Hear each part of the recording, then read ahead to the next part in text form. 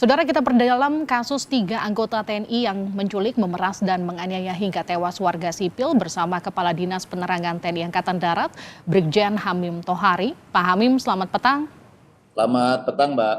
Kita juga akan sapa mantan Kepala Badan Intelijen Strategis TNI, Soleman Ponto. Pak Soleman, selamat petang. Selamat petang.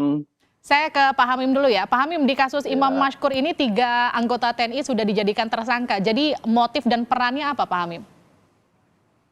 Baik, terima kasih, Mbak. Yang pertama, tentu saya menyampaikan mewakili pimpinan Angkatan Darat menyampaikan penyesalan bahwa itu terjadi di saat sekarang ini. Tetapi yang jelas kita akan menerapkan hukum yang adil, objektif, dan transparan. Dan ini sudah menjadi atensi pimpinan baik Panglima TNI maupun Kepala Staf Angkatan Darat. Penyidikan sudah dilakukan oleh Pomdam Jaya setelah dilimpahkan oleh Polda Metro Jaya dan sudah ditetapkan 3 orang tersangka, yaitu berinisial Praka RM, Praka HS, dan Praka J.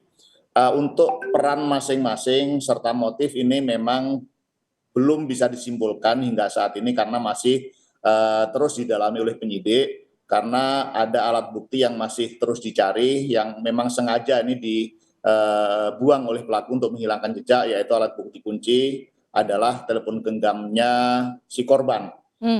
Sementara Pomdam sudah memeriksa 8 saksi, keterangan sudah diambil, tetapi kita belum bisa menyimpulkan secara penuh ini terkait dengan peran dari masing-masing tersangka pelaku tersebut. Pak Hamim, ini kan banyak informasi yang simpang siur beredar di media sosial, mulai dari video yang kemudian dikonfirmasi kabarnya hoax, sampai informasi soal ini bukan penculikan pertama, tapi penculikan kedua. Karena penculikan pertama informasinya meminta tebusan 15 juta, betul nggak Pak Hamim?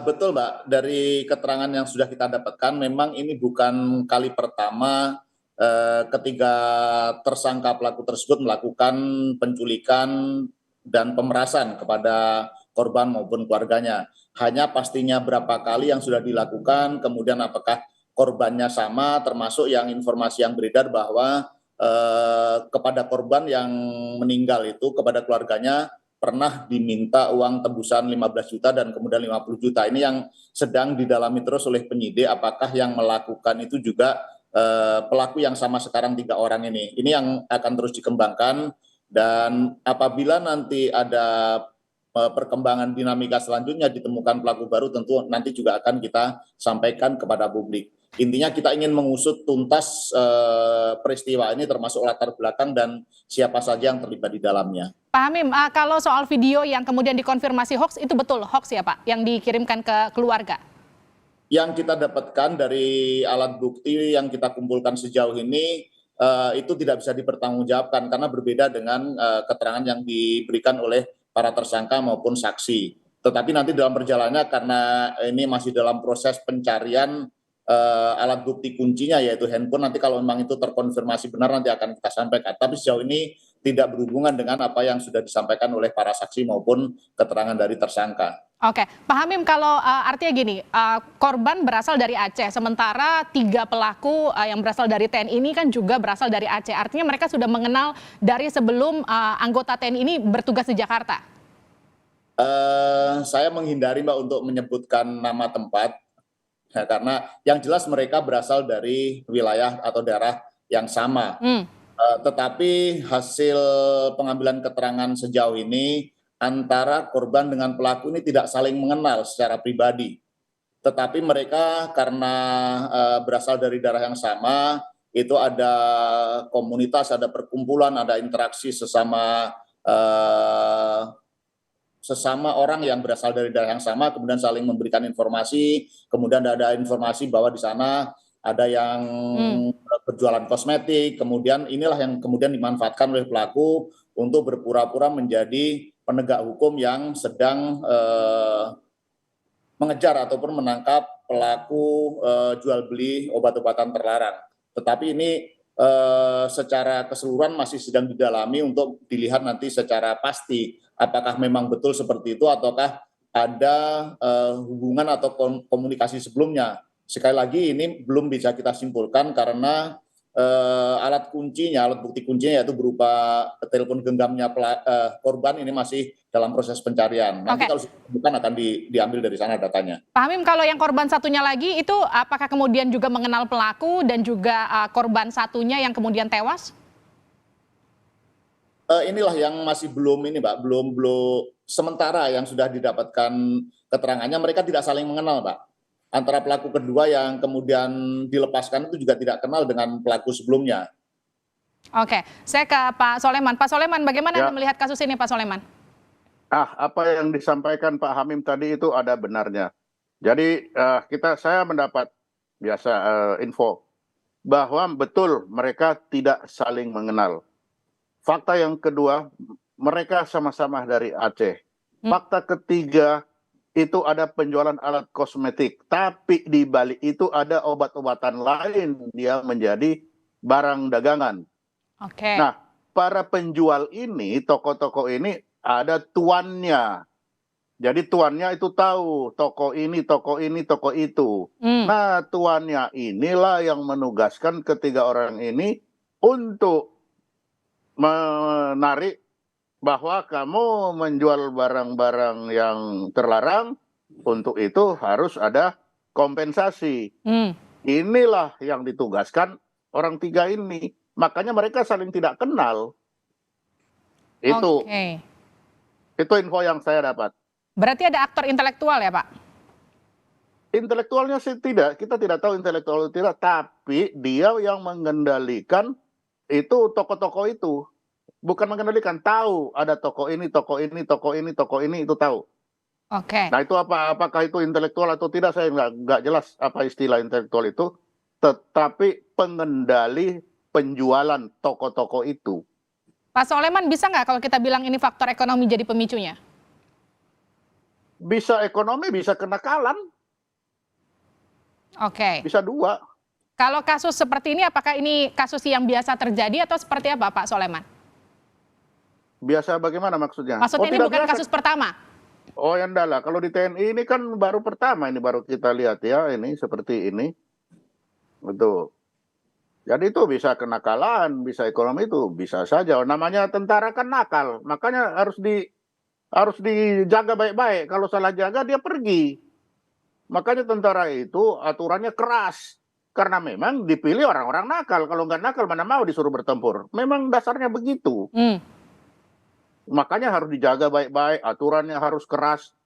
Kasih dia makan yang bagus. Kalau dia cari makan sendiri, ya kan berat nanti. Taunya dia berperang, taunya dia berkelahi. Ya itulah yang dia pakai nanti. Itu. Makanya harus baik-baik jaga tentara ini. Kita memang mencari orang-orang begitu. Itu. Apalagi yang kelas-kelas di bawah itu. Apa Pak Soleman, faktor kesejahteraan jadi salah satu pemicunya? Nah, kesejahteraan ini kan relatif. Ya, nanti dihitung aja lah, dilihat. Coba ada enggak yang bisa menghitung itu gajinya tamtama berapa itu? Take home pay-nya berapa? 3 juta paling, 4 juta. Kira-kira pas enggak di Jakarta sih? Coba aja ada yang sekali-sekali coba dihitung itu. Tanya Pak Hamim itu berapa nanti tamtama Bintara take home pay-nya. Dihadapkan kepada tugasnya yang berat menjaga presiden, dihadapkan kepada sulitnya Jakarta ini bertransportasi, coba lihat. Kira-kira memadai atau tidak. Kan itu. Tentara tidak pernah mengeluh. Tentara tidak pernah mengeluh, tapi tentara hanya memperlihatkan, inilah bakti saya. Tetapi ketika dia dihadapkan kepada situasi yang di luar kemampuannya dia, ya inilah yang bisa terjadi, apa saja itu bisa terjadi. Bagaimana Pak Hamim tanggapan Anda? Ya, bagi saya sih sebenarnya kita tidak bisa juga kemudian menjustifikasi bahwa kesejahteraan ini menjadi faktor utama pemicu tindak pidana seperti itu. Karena kalau kita berbicara seperti yang disampaikan Pak Soleman Ponto tadi, ini relatif. Walaupun mungkin kecil ya, take home pay-nya Tamtama ini kalau dihadapkan dengan tuntutan kebutuhan di Jakarta, tetapi apabila kita bisa mengelola, saya rasa juga tidak harus memicu niatnya untuk melakukan kriminalitas seperti yang dilakukan oleh ketiga tersangka ini. Dan kita juga mengapresiasi pemerintah maupun pimpinan TNI sudah mengupayakan walaupun secara bertahap sedikit demi sedikit untuk terus meningkatkan kesejahteraan ini. Kalau berbicara cukup atau tidak untuk memenuhi kebutuhan sehari-hari, kembali lagi itu sifatnya relatif, tergantung bagaimana kita mengelolanya. 3 orang ini bukan hanya tamtama yang ada di Jakarta. Banyak sekali juga tamtama lain yang pangkatnya mungkin lebih rendah daripada ketiga tersangka ini yang juga tinggal di Jakarta, memenuhi kebutuhan dengan keluarganya, tetapi tidak melakukan hal-hal yang aneh. Artinya ini kembali kepada perorangannya, tidak bisa kita juga kemudian menyalahkan kesejahteraan itu sendiri sebagai pemicu utamanya begitu. Oke, Pak Hamim, kalau yang tadi informasi disampaikan Pak Soleman soal adanya, mungkin saya pakai istilah cukong yang kemudian mendanai para anggota TNI ini untuk kemudian memeras korban, itu sudah sampai situ belum penyelidikannya? Sementara untuk saat ini kita fokus kepada persoalan tindak pidana penculikan, penganiayaan yang hingga mengakibatkan korban meninggal dunia.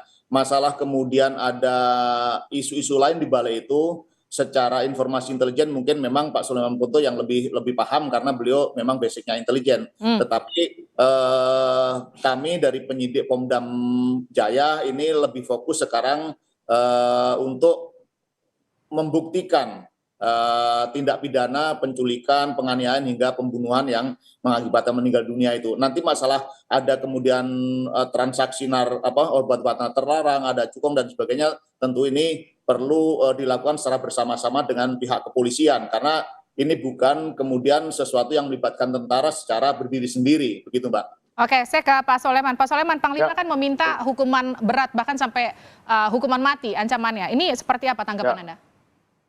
Pas, saya kira ya apa yang Panglima sampaikan memang ya itu saya bilang tadi kan bahwa tentara kalau sudah berbuat hukumannya berat. Jadi kalau Panglima bilang hukuman mati ya itu Sabda Pandita Ratu ya begitu. Ya memang begitu, tentara memang berat.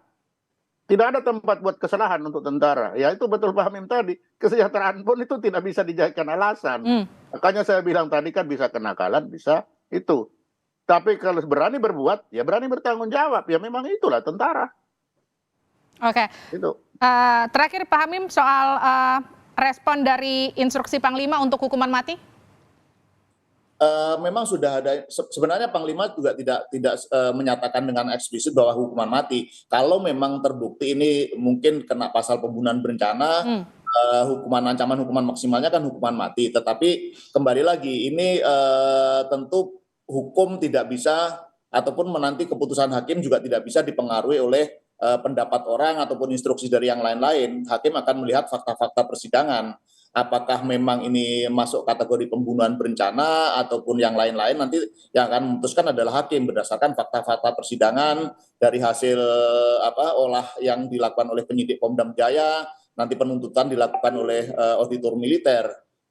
Nanti kita tunggu saja hasilnya karena tidak bisa juga sejak awal ini kita menyimpulkan bahwa ini pembunuhan berencana. Karena laporan awalnya itu adalah laporan dari masyarakat terkait dengan dugaan adanya penculikan, pemerasan dan penganiayaan. Kemudian memang dari hasil penganiayaan itu korbannya meninggal dunia. Tetapi apakah ini masuk dalam kategori pembunuhan berencana nanti akan diungkap oleh hasil penyidikan maupun oleh fakta-fakta persidangan. Pak Hamim, terakhir tuntutan keluarga untuk tidak ada impunitas bisa dijalankan kira-kira? Pasti. Saya jamin bahwa dan ini sudah menjadi komitmennya Panglima TNI termasuk Kepala Staf Angkatan Darat, tidak ada prajurit yang berlaku impunitas. Artinya semua prajurit yang melakukan tindak pidana umum akan diproses secara jujur, objektif dan transparan. Bahkan yang saya sampaikan tadi, kalau prajurit TNI seperti yang disampaikan Pak Sulaiman Ponto, ya itulah bentuk pertanggungjawaban bahwa kita ini akan mendapatkan hukuman yang lebih berat karena di samping nanti diterapkan pasal-pasal pidana umum, termasuk juga ada pasal pidana militer seperti pemecatan dan sebagainya. Nanti setelah hasil dari proses peradilan di pengadilan militer yang akan memutuskan. Terima kasih Brigjen Hamim, terima kasih juga Pak Soleman telah bergabung bersama kami di Sapa Indonesia. Ya. Terima kasih Mbak. Terima kasih, Mas Sore.